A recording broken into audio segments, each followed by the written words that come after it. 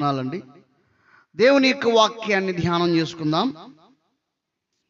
యెహెజ్కేలు గ్రంథము 47వ అధ్యాయము. ఈరోజు వాక్య ధ్యానం కొరకు యెహెజ్కేలు గ్రంథము 47వ అధ్యాయము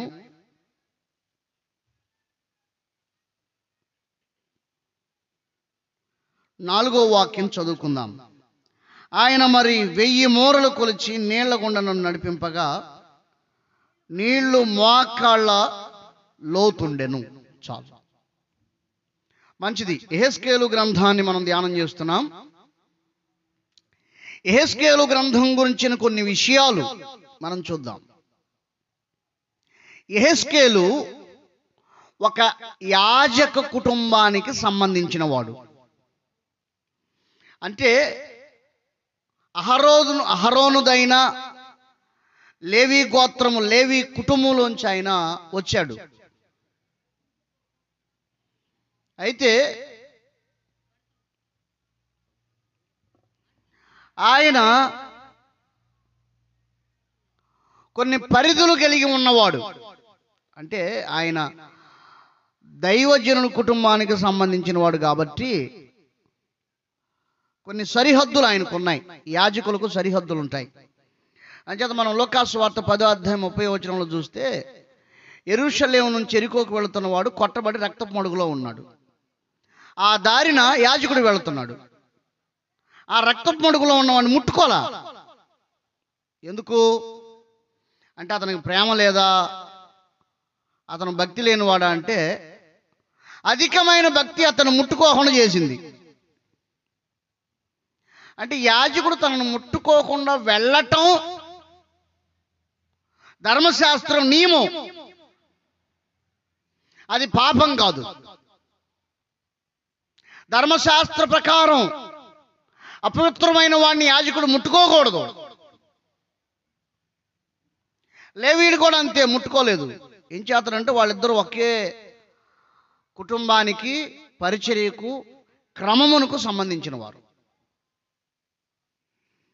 కాబట్టి నేను ఇక్కడ ఏం చెప్తున్నా అంటే, ఆ సందర్భం ఎందుకు తీసుకున్నానంటే, లేవీయులకు కొన్ని నియమ నిబంధనలు, క్రమములు, సరిహద్దులు ఉంటాయి.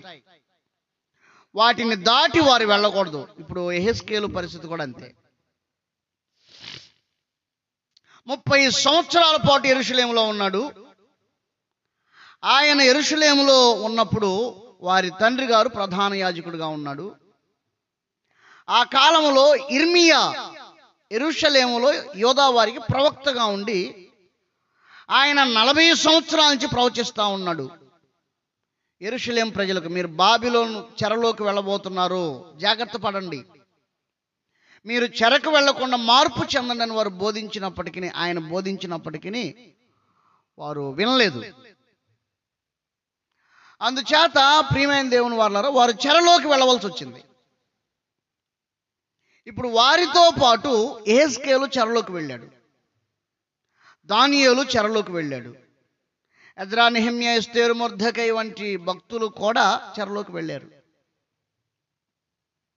ప్రియమైన దేవుని వారలారా, చెరలో ఉన్న తన ప్రజలను దేవుడు విడిచిపెట్టకుండా యూదా గోత్రంలోంచి దానియేలును, లేవి గోత్రంలోంచి యెహెజ్కేలును వారికి ప్రవక్తలుగా దేవుడు ఎన్నుకున్నాడు. దేవునికి స్తోత్రం, హల్లెలూయా. వాస్తవానికి దానియేలు యెరూషలేములో ఉంటే రాజు అవ్వాలి, యెహెజ్కేలు యెరూషలేములో ఉంటే ప్రధాన యాజకుడు అవ్వాలి. ప్రాంతాలు మారారు, పరిస్థితులు మారాయి, స్వాతంత్రం లేదు. కాబట్టి తన ప్రజలను బలపరచడానికి దేవుడు దానియేలు, యెహెజ్కేలు వంటి వారిని ప్రవక్తలుగా ఎన్నుకున్నాడు. ఇప్పుడు చెరలోకి వెళ్ళిన తర్వాత క్యాబారు అనే ఒక నది ప్రాంతంలో వారు ఉన్నారు. అక్కడ యెహెజ్కేలు ఇప్పుడు సాధారణమైన జనుల మధ్యలో నివాసం చేస్తున్నాడు. యాజకుల కుటుంబంలోంచి బయటకు వచ్చేసి సాధారణమైన జనుల మధ్యలో నివాసం చేస్తున్నాడు. అక్కడ యాజకులకు, రాజులకు, ప్రవక్తలకు ప్రత్యేకమైన వసతులు ఏమి ఉండవు. అందరితో కలిసి తినాలి, కలిసి పడుకోవాలి, కలిసి జీవించాలి. కాబట్టి యెహెజ్కేలు సాధారణమైన వ్యక్తుల మధ్యలో ఉంటూ ఉండగా దేవుడు యెహెజ్కేలు యొక్క 30వ సంవత్సరంలో ఆయనను పేరు పెట్టి పిలిచాడు. చూడండి, యెహెజ్కేలు గ్రంథం 1వ అధ్యాయము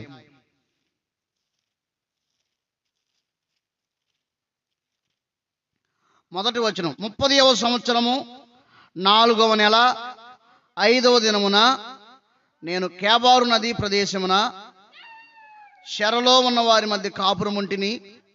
ఆ కాలమున ఆకాశం తెరవబడగా దేవుని గురించిన దర్శనము నాకు కలిగిన. 2-3 వచనాలు కలిసి ఉంటాయి. చివరి లైన్లో 3వ వచనం చివరి లైన్లో అక్కడనే యెహోవా హస్తము అతని మీదకి వచ్చాను. చూడండి, ఈయన ప్రవక్త పరిచర్యకు వేరుగా జీవించిన వాడు కాబట్టి ఇప్పుడు ప్రవక్త పరిచర్య చేయాలంటే చాలా కష్టతరమైన పరిస్థితి. ఎందుచేతనంటే ప్రవక్త వసతుల మధ్యలో జీవించడు. ప్రవక్త మనుషులకు వేరుగా అరణ్యంలో జీవిస్తాడు. అతని జీవనం ప్రజలకు బయట ఉంటుంది. అతను దేవుని మాటను తీసుకొని వచ్చి ప్రజలకు చెప్తాడు, మళ్ళీ ఊరు బయటికి వెళ్ళిపోతాడు, దేవునితో గడుపుతూ ఉంటాడు. ఇప్పుడు యెహెజ్కేలు దానికి పూర్తిగా వేరుగా జీవించిన వాడు, ఇంట్లోనే ఉన్నవాడు. ఇప్పుడు ప్రవక్తగా జీవించాలంటే కష్టం. తన 30వ ఏట అతనికి పిలుపు వచ్చింది. యెహెజ్కేల్, నీవు నాకు ప్రవక్తగా ఉండాలని దేవుడు చెప్పాడు. తన 30వ ఏట 4వ సంవత్సరంలో అతనికి చెరలో ఉన్నప్పుడు పిలుపు వచ్చింది. ఇప్పుడు తనను బలపరచడానికి దేవుడు ఆకాశాన్ని తెరిచాడు. దేవునికి మహిమ కలుగును గాక. ఆకాశాన్ని తెరిచాడు. ప్రియమైన దేవుని వారలారా, ఆయన తేదీని రాశాడు 30వ సంవత్సరం 4వ నెల అని. యెహెజ్కేలు గ్రంథంలో ఆయన రాసుకున్న తేదీలు 9 చోట్ల ఉంటాయి బైబిల్లో. అంటే యెహెజ్కేలు గ్రంథం వాటికి ఆయన రాసుకున్న తేదీలు 9 చోట్ల ఉంటాయి. యెహోవా హస్తం ఆయన మీదకి వచ్చిన అనే పదాలు యెహెజ్కేలు గ్రంథంలో 7 మార్లు ఉంటాయి. మంచిది. బైబిల్ మనం ఆలోచన చేస్తే ఆకాశం తెరవబడుట చాలా రేరుగా ఉంటుంది బైబిల్లో, అంటే చాలా తక్కువగా ఉంటుంది. ఆదికాండం గ్రంథం 28వ అధ్యాయంలో యాకోబు కోసం దేవుడు ఆకాశం తెరిచాడు. తర్వాత యెహెజ్కేలు గ్రంథంలో దేవుడు ఆకాశం తెరిచాడు యెహెజ్కేలు కోసం. ఆ తర్వాత మనం బైబిల్ ఆలోచన చేస్తే యేసు ప్రభుల వారి కోసం దేవుడు ఆకాశం తెరిచాడు. 3వదిగా. 4వదిగా మనం ఆలోచన చేస్తే అపోస్తల కార్యగ్రంథం 9వ అధ్యాయంలో సౌలును దర్శించడానికి దేవుడు ఆకాశం తెరిచాడు.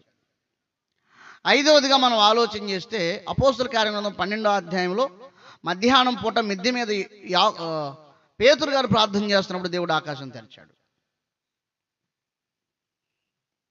అలాగే యోహాను గారు పరలోక దర్శనం కోసం దేవుడు ఆకాశం తెరిచాడు. అంటే ఆకాశం తెరవబడుట అనే సందర్భాలు బైబిల్లో చాలా తక్కువగా కనిపిస్తాయి. అయితే దేవుడు యెహెజ్కేలు గారి కోసం ఆకాశం ఎందుకు తెరిచాడంటే ఆయన ప్రవక్త పరిచర్యకు వేరుబాటు జీవితం జీవించినందున తనను బలపరచటానికి ఆకాశాన్ని తెరచి మహిమ కలిగిన దర్శనాలు ఇచ్చాడు. దేవునికి స్తోత్రం, హల్లెలూయా. అక్కడ ఏం జరగలేదులేండి, ఇటు చూడండి.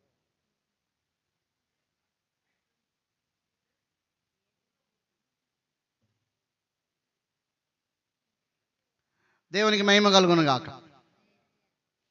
జాగ్రత్తగా వినండి. తనను బలపరచటానికి దేవుడు ఆకాశాన్ని ఆకాశించిన అనేక కాబట్టి దేవుడు గురించి పరిచేశాడు. అయితే దేవుడు యెహెజ్కేలుతో చెప్పిన మాట చూద్దాం. యెహెజ్కేలు గ్రంథం 2వ అధ్యాయము. యెహెజ్కేలు గ్రంథం 2వ అధ్యాయం 5-6 వచనాలు చూస్తే, నరతుడా, నీ బ్రహ్మ చెట్లను మునతోను కూర్చున్నావు, తేళ్ల మధ్య నివసించును. ఇప్పుడు ప్రవక్త పరిచర్య ఎటువంటి వ్యక్తుల మధ్య ఉంటుందో, ఎటువంటి కఠినతరంగా ఉంటుందో ఇక్కడ మనం చూస్తాం. బ్రహ్మదండి చెట్లు, ముండ్ల తేళ్లు, అటు వారి మీద పరిచరిస్తాడు.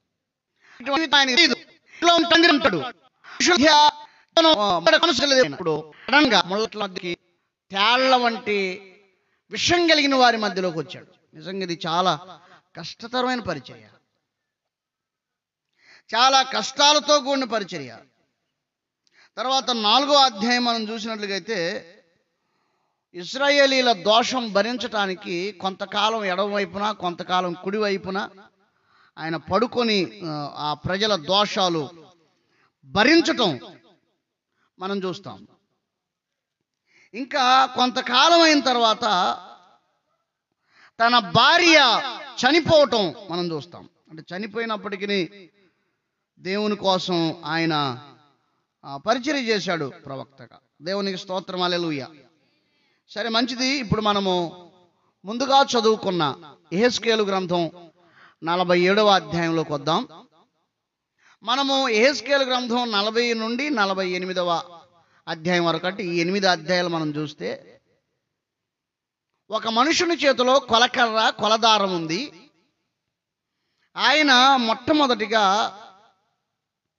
మందిరాన్ని కొలిచాడు, రెండవదిగా నదిని కొలిచాడు, మూడవదిగా భూమిని కొలిచాడు. ఈ కొలతలు మనం ఆలోచన చేస్తే చాలా సువిశేషమైన విషయాలు ఉంటాయి. అయితే ఇప్పుడు నది యొద్దకు మనం వద్దాం.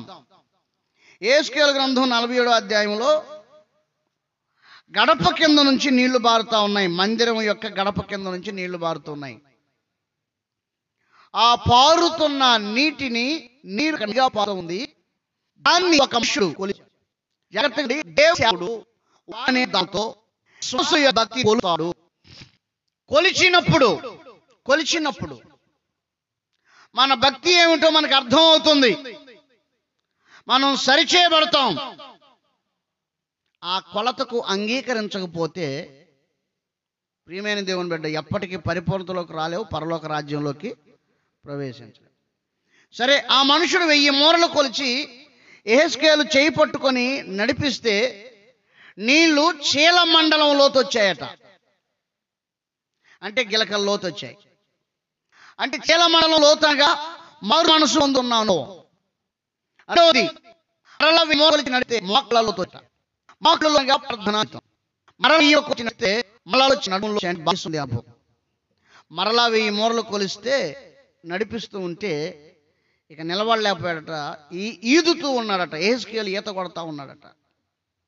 అంటే అది పరిశుద్ధాత్మ చేత నింపబడుతున్న అనుభవం. దేవునికి మహిమ కలుగును గాక. సో ఈరోజు మనము మోకాళ్ళ లోతు గురించి ధ్యానం చేద్దాం. 4వ వచనం, ఆయన మరి 1000 మూరలు కొలిచి నీళ్ల గుండా నన్ను నడిపింపగా నీళ్లు మోకాళ్ళ లోతుండెను. మోకాళ్ళ లోతు అనగా ప్రార్థనా జీవితం. ప్రార్థన గురించి మనం చాలా విషయాలు ధ్యానం చేయవచ్చు. అయితే పూర్తిగా నేను ఈరోజు ప్రార్థన గురించి యాకోబు పత్రికను తీసుకుంటున్నాను. యాకోబు పత్రిక ప్రార్థన గురించి చాలా శ్రేష్టమైన విషయాలు బోధిస్తుంది. మొట్టమొదటిగా యాకోబు పత్రిక 4వ అధ్యాయంలో ప్రార్థించకపోతే కలిగే నష్టం మనం అక్కడ చూస్తాం. యాకోబు పత్రిక 4వ అధ్యాయము, మీలో యుద్ధములను పోరాటములను దేని నుండి కలుగుచున్నవి? మీ అవయవాలలో పోరాడు మీ భోగేచ్ఛల నుండియే కదా. మీరు ఆశించున్నారు కానీ దొరకట్లేదు, నరహత్య చేయుదురు, మచ్చరపడుదురు కానీ సంపాదించుకోలేరు, పోట్లాడుదురు, యుద్ధం చేయుదురు కానీ దేవుని అడగనందున మీకేమీ దొరకదు. చూసారా, యాకోబు గారు 4వ అధ్యాయం 1వ వచనంలో చెప్తున్న మాట. 4, 5 అధ్యాయాలు ఆ ప్రార్థన గురించి చాలా మంచి విషయాలు చెప్తాడు. 5వ అధ్యాయంలో ప్రార్థన గురించి చాలా విషయాలు చెప్పాడు. అయితే 4వ అధ్యాయంలోనే ప్రార్థించకపోతే ఒక వ్యక్తి జీవితంలో కలిగే నష్టం ఏమిటంటే, మీరు ఆశిస్తున్నారు దొరకట్లేదు, ఆశిస్తున్నారు కానీ ప్రార్థించట్లేదు. ఇంకా అంటాడు, నరహత్య చేయుదురు, దొరకట్లేదు, హత్యలు చేస్తున్నారు కానీ ప్రార్థన చేయట్లేదు. ఇంకా అంటాడు, మత్సరపడుదురు, అసూయపడుతున్నారు కానీ ప్రార్థన చేయట్లేదు. ఇంకా అంటాడు, పోట్లాడుదురు, యుద్ధము చేయుదురు కానీ దేవుని అడగనందున మీకేమీ దొరకదు. అంటే ఇన్ని చేస్తున్నాడు కానీ మనిషి ప్రార్థన మాత్రం చేయట్లేదు. ఇన్ని చేస్తున్నాడు, ఏమేం చేస్తున్నాడు? ఆశిస్తున్నాడు, పోరాటం చేస్తాడు, అతను హత్య అన్నాడు, అసూయపడుతున్నాడు, యుద్ధం చేస్తున్నాడు కానీ ప్రార్థించట్లేదు. అందుకే యేసుప్రభువు వారు చెప్పారు, మీరు శోధనలోనికి ప్రవేశింపకుండానట్లు మెలకువగా ఉండి ప్రార్థన చేయుడి. అందుచేత ప్రార్థించకపోతే ఒక వ్యక్తి ఆశించిన ప్రయోజనం లేదు, ప్రార్థించకపోతే ఒక వ్యక్తి హత్య చేసిన ప్రయోజనం లేదు, ప్రార్థించకపోతే ఒక వ్యక్తి అసూయపడిన ప్రయోజనం లేదు, ప్రార్థించకపోతే ఒక వ్యక్తి పొట్లాడిన ప్రయోజనం లేదు, ప్రార్థించకపోతే ఒక వ్యక్తి యుద్ధం చేసిన ప్రయోజనం లేదు. ప్రార్థించకుండా నువ్వు ఏమి చేసినా దానివల్ల ప్రయోజనమేమి లేదు. అయితే ఇలాంటివన్నీ చేసేవాళ్ళు అంటండి ప్రార్థన చేస్తారు. దేనికోసం చేస్తారు? భక్తితో కాదు, అవసరాల కొరకు. 3వ వచనం, మీరడిగినను మీ భోగముల నిమిత్తం వినియోగించుటకై దురుద్దేశముతో అడుగుదురు. అది అంటే ఇట్లాంటి పనులు చేసేవాళ్ళందరూ, భక్తి లేకుండా ఇట్లాంటి పనులు చేసేవాళ్ళందరూ ప్రార్థన చేస్తారు.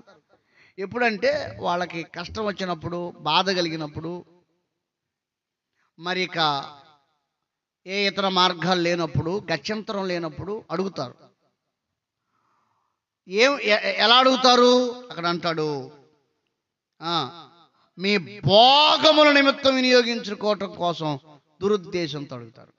ఇలాగ అడిగిన ప్రయోజనం ఏముంది? మరి ఎలా అడగాలి? ప్రార్థన ఎలా చేయాలి?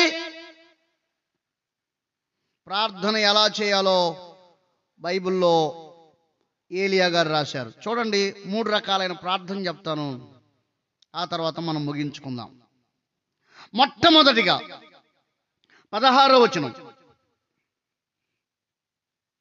మీ పాపములు ఒకనితో ఒకడు ఒప్పుకొనుడి, మీరు స్వస్థత పొందినట్లు ఒకని కొరకు ఒకడు ప్రార్థన చేయుడి. మొట్టమొదటిగా చూడండి, బైబిల్ అంటుంది ఫస్ట్ మీ పాపములు ఒకరితో ఒకడు ఒప్పుకోండి,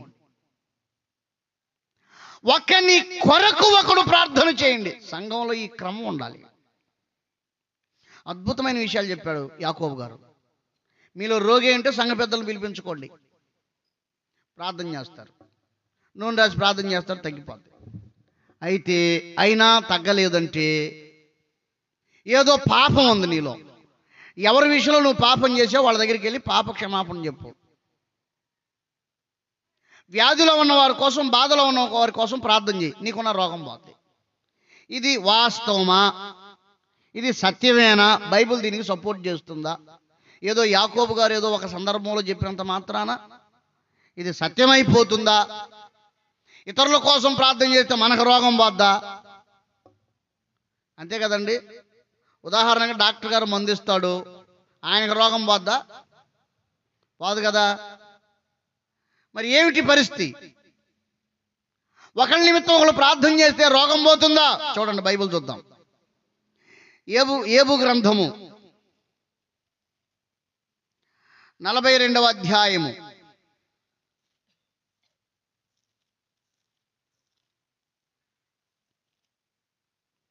10వ వాక్యము,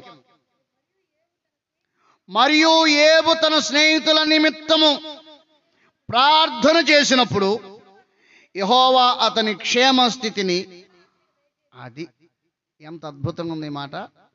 మరియు ఏబు తన స్నేహితుల నిమిత్తం ప్రార్థన చేసినప్పుడు అతని క్షేమ స్థితిని అతను మరలా దయచేశాడు. ఎంత అద్భుతమైన మాట.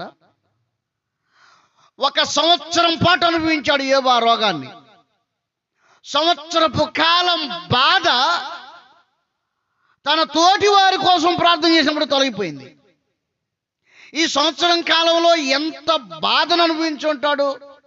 ప్రభువా నన్ను కనికరించి స్వస్థపరిచయ్యా అని ఎంతమంది కొరకు, ఎన్నిసార్లు తన కోసం తను ప్రార్థన చేసి ఉంటాడు.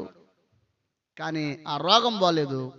ఎప్పుడైతే తన స్నేహితుల నిమిత్తం ప్రార్థన చేశాడో అతని క్షేమ స్థితి అతనికి మరలా వచ్చేసింది. దేవునికి మహిమ కలుగును గాక. కాబట్టి మీరు స్వస్థత పొందినట్లు ఒకని కొరకు ఒకడు ప్రార్థన చేసుకోండి. ఫర్ ఎగ్జాంపుల్, నీకు ఒక బలహీనత ఉంది. ఉదాహరణకు తలనొప్పి ఉందనుకో, నీకు తెలిసిన వారు ఎవరు తలనొప్పితో ఉన్నారో వాళ్ళ కోసం నువ్వు ఉపవాసం ప్రార్థన చేయి, నీ రోగం పోతుంది. ఇది నేను చెప్తుంది కాదు, బైబిల్ చెప్తుంది. అంటే నీలాంటి సమస్యలో ఎవరున్నారో వారి కోసంగా నువ్వు ప్రార్థన చేయగలిగితే నీ వ్యాధి తొలగిపోతుంది. దేవునికి మహిమ కలుగును గాక. అంటే ఇది బైబిల్ లాజిక్, అంటే బైబిల్ ఇస్తున్న శ్రేష్టమైన మార్గం. అందుకే బైబిల్ అంటది, నిన్ను వల్ల నీ పొరుగు వాడిని ప్రేమించు. అంటే ఈ ప్రార్థనా విధానం ఏమి నేర్పిస్తుంది? పొరుగువాన్ని ప్రేమించాలనే విషయాన్ని నేర్పిస్తుంది. పొరుగువాని ఎడల దయగలిగి జాలి కలిగి ఉండాలని నేర్పిస్తుంది. కాబట్టి ప్రియమైన దేవుని వారలారా, ఈ మోకాటి లోతనగా ప్రార్థన జీవితం నీ పొరుగు వారి యొక్క ఆత్మరక్షణ కొరకు, స్వస్థత కొరకు, క్షేమము కొరకు, సమాధానం కొరకు నువ్వు ప్రార్థన చేస్తే నీ స్థితిగతులను దేవుడు మార్చివేస్తాడు. దేవునికి మహిమ కలుగును గాక. అందుచేత చెరలో ఉన్న ఇజ్రాయేలీలతో మరి నెహెమ్యా గ్రంథంలో ఒక మాట చెప్తాడు, మీ దేశ క్షేమం కొరకు మీరు ప్రార్థన చేయండి, అది మీ క్షేమమునకు కారణమగునని చెప్తాడు. అంటే మనం ఉన్న ప్రాంతం అంతటి కోసం కానీ మనం ప్రార్థన చేస్తే, మనం ఉన్న ప్రాంతం కీడులోకి వెళ్లకుండా ఉంటే, మనం ఉన్న ప్రాంతం మీదకి దేవుని కాపుదలు ఉంటే, దేవుని క్షేమం ఉంటే, దేవుని సమాధానం ఉంటే, వర్షములుంటే, పంటలుంటే, అందరూ ఎలా క్షేమంగా ఉంటారు, మనం కూడా క్షేమంగా ఉంటాం. అందరూ బాగుండాలి, అందులో నేను ఉండాలి. అంతే కదండి, అందరూ బాగుండాలి, అందులో నేను ఉండాలి. కాబట్టి మన ప్రాంత క్షేమం, మన ప్రాంత సమాధానం, మన క్షేమమునకు, మన సమాధానమునకు కారణమవుతుంది ఈ ప్రార్థన. అలవరుచుకో బిడ్డ, అది నీకెంతో ఆరోగ్యాన్ని ఇస్తుంది, అది నీకెంతో క్షేమమునిస్తుంది, కాపుదలనిస్తుంది. అందుచేత సంఘంలో ఎవరైనా రోగి అయి ఉన్నారా, వారి కోసం ఉపవాసం ఉండి వాళ్ళ దగ్గరికి వెళ్ళి వాళ్ళ మంచం దగ్గర కూర్చొని వారి కోసం కన్నీరు గార్చి ప్రార్థన చేయి, వేదంతో ప్రార్థన చేయి. అది నీకు చాలా ప్రయోజనకరం. తిమోతికి రాసిన పత్రికలో పౌలు భక్తుడు ఇదే చెప్తాడు.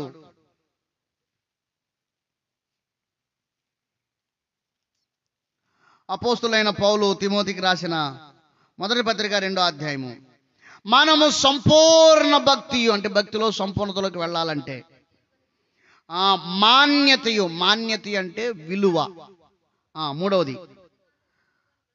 మూడవది నెమ్మదిగా. నాలుగవది సుఖముగా. 4 రకాలైన ఆశీర్వాదాలు. బ్రతుకు నిమిత్తం అన్నిటికంటే ముఖ్యముగా మనుషులందరి కొరకు, రాజుల కొరకు, అధికారులందరి కొరకును విజ్ఞాపనములను, ప్రార్థనలను, యాచనలను, కృతజ్ఞతాస్తుతులు చేయవలనని హెచ్చరించున్నాను. ఇది మంచిదియు మన రక్షకుడు దేవుని దృష్టికి అనుకూలమైన ప్రార్థన. దేవునికి స్తోత్రం, హల్లెలూయా. కాబట్టి మనుషులందరి కోసం ప్రార్థన చేయాలి, రాజుల కొరకు ప్రార్థన చేయాలి, అధికారుల కొరకు ప్రార్థన చేయాలి. ఇలా ఇతరుల కొరకు మనం చేసే ప్రార్థన మనకు, మన కుటుంబానికి, మన సంతానానికి దేవుడు ఆశీర్వాదకరంగా మారుస్తాడు. దేవునికి మహిమ కలుగును గాక. అందుచేత యాకోబు గారు రాసిన ఆ విషయానికి అనేక మంది సపోర్ట్ చేశారు, అనేక మంది అంగీకరించారు. కాబట్టి మీరు స్వస్థత పొందినట్లు ఒకని కొరకు ఒకడు ప్రార్థన చేయుడి. ఇది అలవడుచుకో, ఈ మోకాళ్ళలో అనుభవంలోకి వెళ్ళు. రెండవ ప్రార్థన చూద్దాం. మొదటిది ఒకని కొరకు ఒకడు ప్రార్థన చేసుకోవాలి. రెండవది యాకోబు పత్రిక 5వ అధ్యాయము 17వ వచనం. ఏలియా మన వంటి స్వభావము కలిగిన మనుష్యుడే వర్షింపకుండునట్లు అతడు ఆసక్తితో ప్రార్థన చేయగా 3.5 సంవత్సరాల వరకు భూమి మీద వర్షింపలేదు. చాలు. చూడండి, రెండవది ఏంటంటే ఆసక్తితో కూడిన ప్రార్థన. ఇక్కడ రాశాడు, ఏలియా మన వంటి స్వభావం కలిగిన మనుషుడే. అంటే నీకు భయం ఎలాగుందో ఆయనకు కూడా భయం ఉంది. అందుకే యెజెబెలు బెదిరిస్తే అరణ్యంలోకి వెళ్ళిపోయి నన్ను చంపే ప్రభు అని ప్రార్థన చేశాడు. అంటే ఏలియా కూడా భయం కలిగిన వ్యక్తే. ఆయనేం దేవదూత కాదు, ఆయనేమి అగ్నేం కాదు, ఆయనేం పారుచున్న నీరేం కాదు, ఆకాశం నుంచి ఊడిపడిన మహాశక్తి ఏం కాదు. ఆయన కూడా మనలాంటి వాడే. కానీ అతడు ఆసక్తితో ప్రార్థన చేశాడు. రోమీలకు రాసిన పత్రికలో ఒక మాట చూద్దాం. అపోస్తులైన పౌలు రోమీలకు రాసిన పత్రికలో ఓ మాట రాస్తాడు. 12వ అధ్యాయంలో 11వ వచనం. ఆసక్తి విషయంలో మాంద్యులు కాక, అది ఆసక్తి విషయంలో మందంగా ఉండబాకండి అన్నాడు ఆయన. ఆసక్తి విషయంలో మాంద్యులు కాక ఎలా ఉండాలి? ఆత్మయందు తీవ్రత గలవారై ప్రభువుని సేవించుడి. అదే ఏలియా జీవితంలో మనం చూస్తాం. మన వంటి స్వభావం గలవాడే కానీ ఆత్మలో తీవ్రత గలవాడు. ప్రజలు విగ్రహారాధన చేస్తూ షోమ్రోన్లో, ఆయన 10 గోత్రాలకు ఇశ్రాయేలీలకు సంబంధించిన ప్రవక్త, ఒక్కసారి కూడా యెరూషలేములోకి రాలేదు, యోధా దేశంలోకి రాలేదు ఆయన. అయితే యెహోరాము అనే యోధా రాజునకు ఒక ఉత్తరం రాసి ప్రవచనం రాసి పంపించాడు తప్ప ఆయన యోధా దేశంలో ఒక్కసారి కూడా అడుగుపెట్టలే. ఆయన షోమ్రోనుకు సంబంధించిన వ్యక్తి. ఆహాబు అనే రాజు కాలంలో ఆయన ప్రవక్తగా పరిచయం చేశాడు. ఆహాబు యెజెబెలు అనే ఆమెను పెళ్లి చేసుకొని దేవుడిచ్చిన రక్షణను అమ్ముకొని ప్రజలను విగ్రహారాధనకు అలవాటు చేశాడు. ఆ సమయంలో ఏలియా ఆత్మయందు తీవ్రత కలిగి ప్రార్థన చేశాడు. ప్రభువా, ఈ ప్రజలు విగ్రహారాధనకు అలవాటు అయిపోయారు, మీకు వేరైపోయారు, మిమ్మల్ని వారు సేవించట్లేదు, ఈ ప్రజల్లో మార్పు రావాలి అని కొంతకాలం ప్రార్థన చేశాడు. అంచేత మనం మొదటి రాజుల గ్రంథం 21వ అధ్యాయంలో చూసినట్లయితే, అంతటా గిలాదు కాపురస్తులు సంబంధిను తిష్బీయుడైన ఏలియా ఆహాబును వద్దకు వచ్చి, ఈ సంవత్సరంలో వర్షం పడదో, మంచు కూడా పడదని ప్రకటన చేసేశాడు.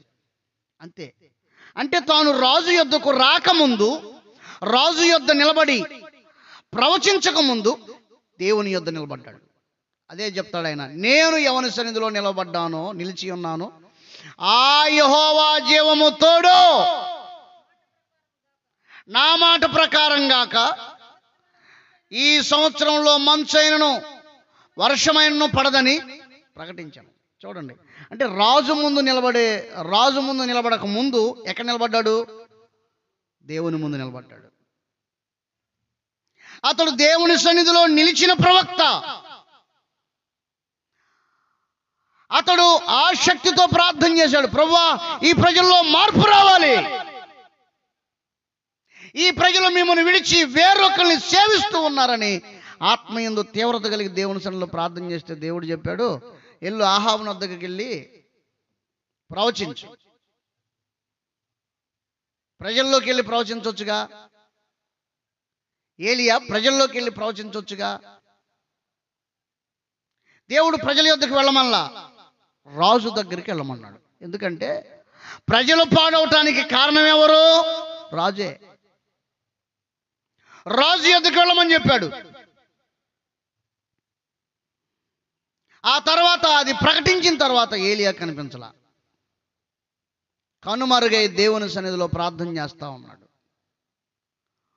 3.5 సంవత్సరాల తర్వాత ఏలియా మళ్ళీ బయటకు వచ్చాడు. కరువు భయంకరంగా ఉంది.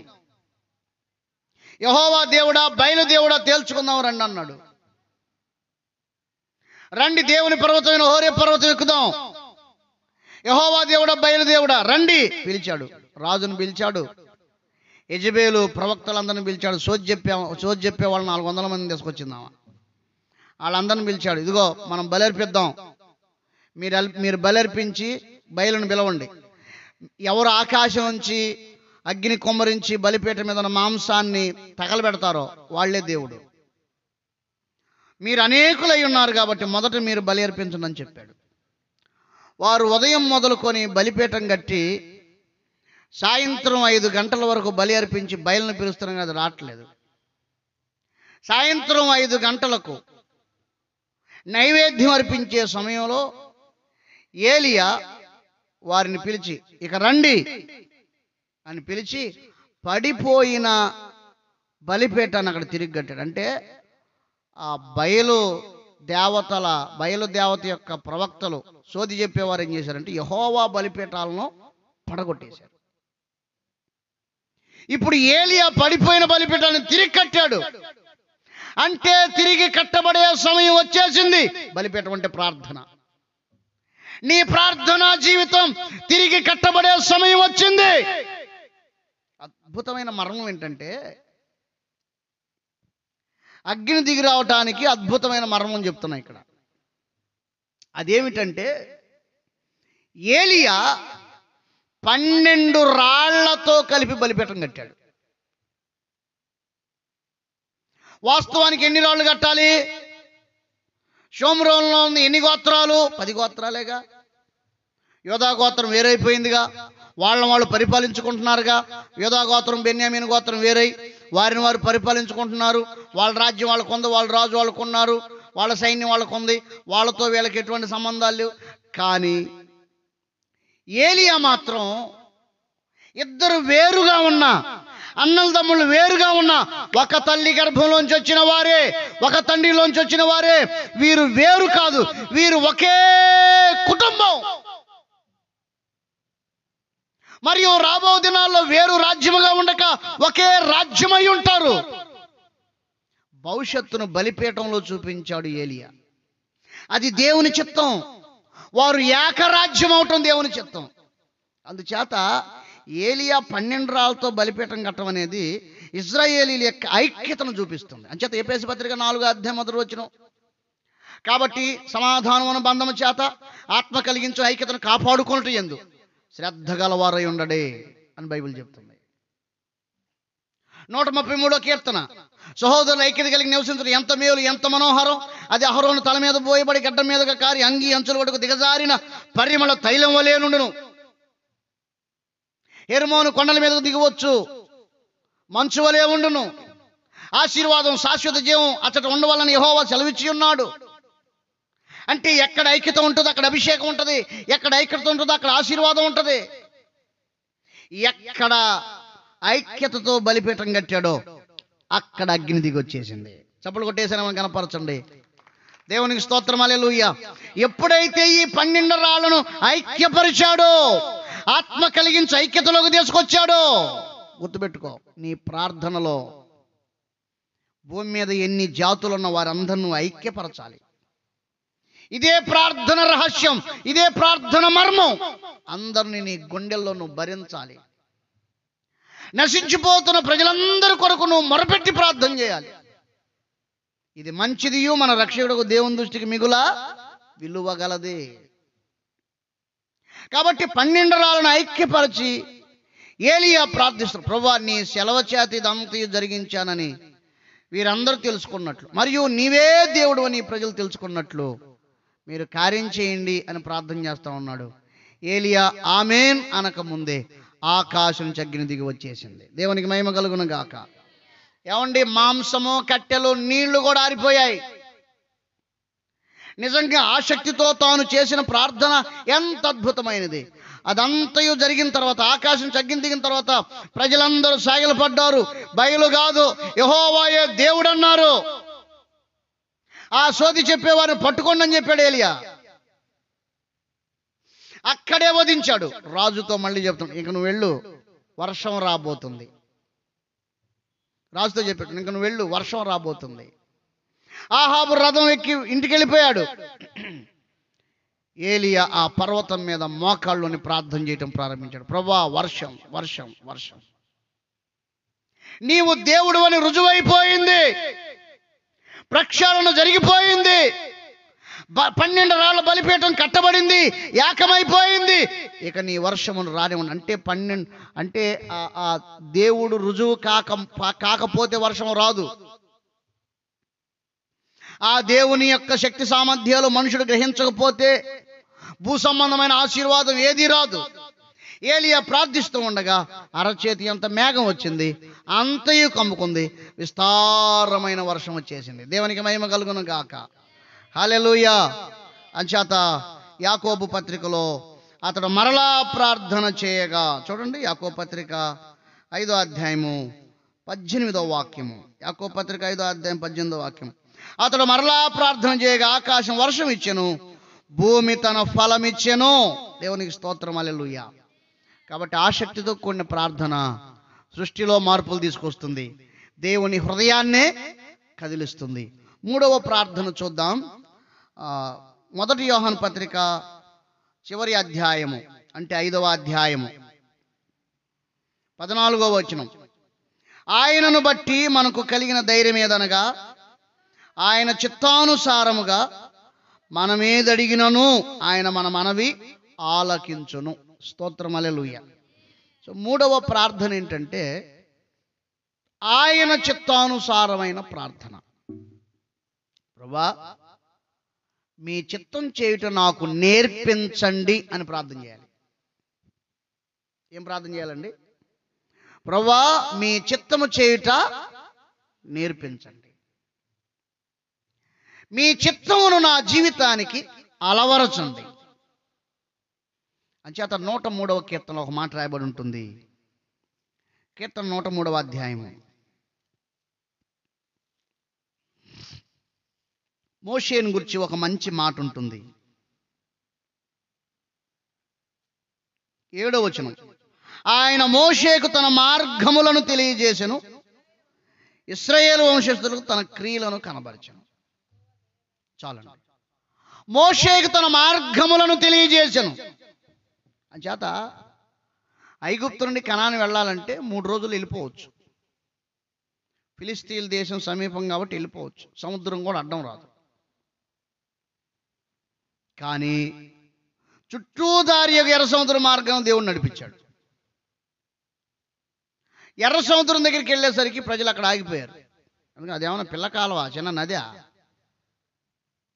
దాటిపోవటానికి, ఈత కొట్టుకొని పోవటానికి, తెప్పలేసుకొని పోవటానికి, చిన్న చిన్న దోణులు వేసుకొని వెళ్ళటానికి పెద్ద సముద్రం.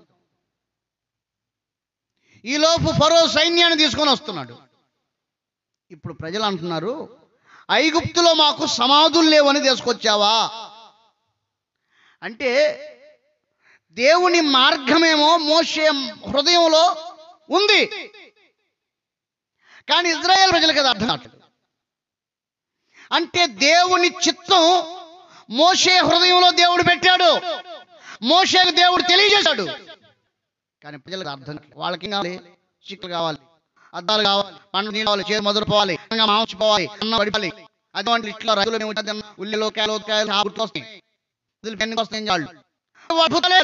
కావాలంటే మార్గము కావాలి. దేవునికి స్తోత్రం. హల్లెలూయా. ఆ మార్గమే దేవుని చిత్తం. నీ జీవితంలో దేవుని చిత్తానుసారంగా ప్రవర్తించుటకు నీ చిత్తం దాటి నీ చిత్తం మాట్లాడకూడదు, నీ చిత్తం లేకుండా నేను ఆలోచించకూడదు, నీ చిత్తం లేకుండా అడుగు పెట్టకూడదు. నీ చిత్తంలో నన్ను ఉంచు ప్రభు అని ప్రార్థన చేయాలి. ఆయన చిత్తానుసారంగా బ్రతకాలి. ఈ ప్రార్థన నీవు ప్రతిరోజు చేయాలి. ఎలాగండి? అందుకే పరలోక ప్రార్థనలు యేసు ప్రభువుల వారు ఏమని నేర్పారు? పరలోకమందున మా తండ్రి, మీ నామం పరిశుద్ధపరచబడును గాక, మీ రాజ్యం వచ్చును గాక, మీ చిత్తం పరలోకమందు ఎలాగో నెరవేరుతుందో భూమి మీద అలాగును యేసు ప్రభువుల వారు నేర్పారు. మన జీవితంలో ప్రతిరోజు దేవుని చిత్తం జరగాలి, ప్రతిరోజు దేవుని చిత్తం జరగాలి. దాని కొరకు ప్రభువా మీ చిత్తం నా జీవితంలో జరిగించండి, ప్రభువా మీ చిత్తం నా జీవితంలో జరిగించండి. యేసు ప్రభువుల వారు అన్నారు, తండ్రి చిత్తం లేకుండా నేనేమీ మాట్లాడలేదు, నేను నా తండ్రి కలిసి పని చేయుచున్నాము, తండ్రి నేను ఏకమై ఉన్నాము, తండ్రి మీ చిత్తమే సిద్ధించునుగాక. చివరిగా అన్నాడు, తండ్రి నీ చేతికి నా ఆత్మను అప్పగించుకొనుచున్నాను. అంటే తండ్రి చిత్తం కోసం తన జీవితాన్ని బలి చేసుకున్నాడు యేసు ప్రభువుల వారు. నీవు కూడా ఆయన చిత్తానుసారమైన ప్రార్థన చేయాలి, ఆయన చిత్తానుసారమైన బ్రతుకు బ్రతకాలి. అదే మోకాళ్ళ లోతు అనుభవం అంటే. దేవునికి స్తోత్రం, హల్లెలూయా. 3 ప్రార్థనలు. మొదటి ప్రార్థన ఏమిటండి? స్వస్థత పొందినట్లు ఒకరి కొరకు ఒకడు ప్రార్థన చేయాలి. రెండో ప్రార్థన ఏమిటండి? ఆసక్తితో ప్రార్థన చేయాలి, ఏలియా వలె. మూడో ప్రార్థన ఏంటండి? ఆయన చిత్తం మన జీవితంలో జరుగునట్లు ప్రార్థన చేయాలి. ఈ మోకాటి లోతు అనుభవం నిన్ను సరి అయిన ఆశీర్వాదంలోకి తీసుకెళ్తుంది. చివరిగా ఒక మాట, దేవుని అడగనందున మీకేమీ దొరకట్లేదు. అందుచేత ప్రార్థన చేయకపోవటం వల్ల మన జీవితంలో ఏది దొరకట్లేదు. ఈరోజు దేవుని అడుగుదాం. అడుగుడి మీకు ఇవ్వబడును, వెదకుడి దొరుకును, తట్టుడి తెరవబడును. అడగండి, అడగండి, అడగండి. దేవుణ్ణి అడగనందున మీకేమీ దొరకటం లేదు. అడగండి, అడగండి. దేవుణ్ణి అడగకుండా నీవు పోట్లాడినా, యుద్ధం చేసినా, అసూయపడినా, మచ్చరపడినా, ఆశించినా, దురుద్దేశంతో అడిగినా ప్రయోజనం లేదు. కాబట్టి ఆయన చిత్తానుసారమైన ప్రార్థన చేద్దాం. ప్రభు ఈ మాటలు దీవించను గాక. అందరూ ఒకసారి లేచి నిలబడండి, ప్రార్థనలోకి వెళదాం. అందరూ ఒకసారి లేచి నిలబడదాం.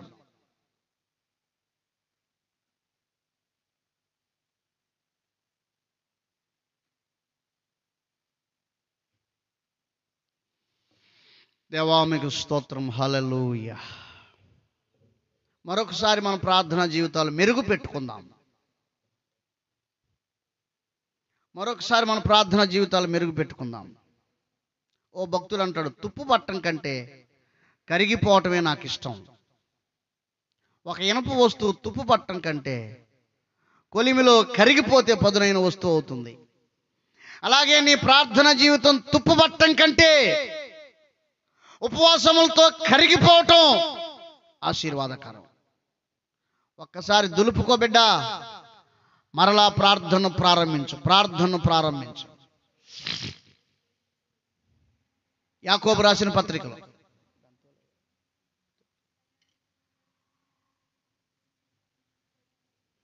యాకోబు గారు ప్రార్థన గురించి శ్రేష్టమైన విషయాలు రాశాడు. మీరు ఆశించున్నారు కానీ మీకేం దొరకట్లేదు. మచ్చరపడుదురు, హత్య చేయుదురు, దొరకట్లేదు. మచ్చరపడుదురు, యుద్ధము చేయుదురు కానీ మీకేం దొరకట్లేదు. దేవుణ్ణి అడగనందున మీకేమి దొరకట్లేదు. అంచేత ఈ మోకాటి లోతు అనుభవం ఏమిటంటే ప్రార్థనా జీవితం. దేవుణ్ణి అడుగు, నీకు దయచేస్తాడు. యాకోబు గారు మంచి విషయాలు రాశాడు. మొట్టమొదటిగా మీరు స్వస్థత పొందినట్లు ఒకని కొరకు ఒకడు ప్రార్థన చేసుకోండి. యోబు తన స్నేహితుల నిమిత్తం ప్రార్థించిన తర్వాత తన క్షేమస్థితి మరలా వచ్చేసింది. ఇలాగ చేసి చూడు, దేవుని కార్యం నీ జీవితంలో జరుగుతుంది.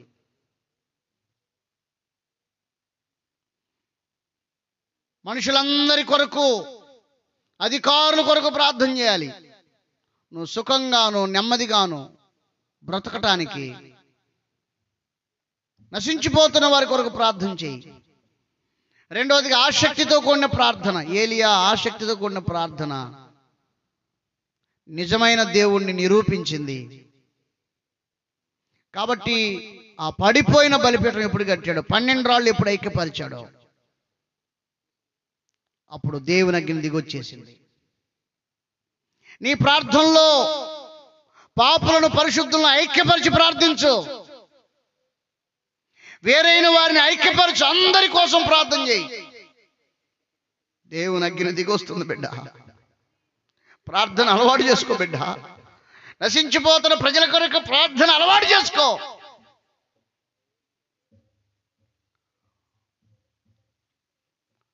నీ దేవుని శక్తి సామర్థ్యాలు బయలుపరచబడతాయి.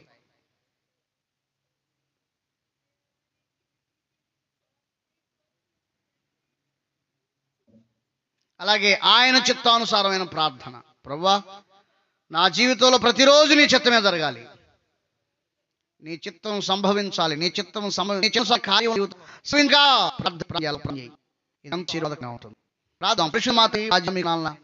ఆ మోకాళ్ళలో అనుభవాన్ని గురించి అద్భుతమైన విషయాలు మాట్లాడారు. ఈ లోతైన సత్యాలను నీ ప్రజలు గ్రహించి ప్రార్థనలో వారిని నిర్మించుకొని భాగ్యమును తిరిగి మీరు ఇవ్వండి. యేసు నామములో ఆసక్తితో ప్రార్థించు. ఒక బలమైన ప్రార్థనాత్మ దిగివచ్చును గాక. ప్రార్థనాత్మతో నింపబడుదురు గాక.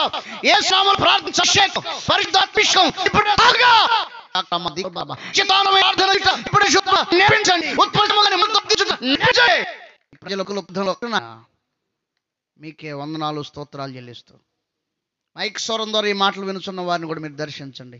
యూట్యూబ్ లైవ్లో ఈ మాటలు వినుచున్న వారిని దర్శించి ప్రార్థనాత్మతో నింపుదువుగాక. మీకు 4 స్తోత్రాలు చెల్లిస్తూ ఈ కూడి మీరు ఆస్వాదించి యూట్యూబ్లో వినుచున్న దీని దర్శనదుగాక. మీకు జరిగించి మేలు చేయమని యేసు నామములో ప్రార్థించి పొంది ఉన్నాము తండ్రి. ఆమేన్. సమస్త జ్ఞానం మించిన దేవుని సమాధానం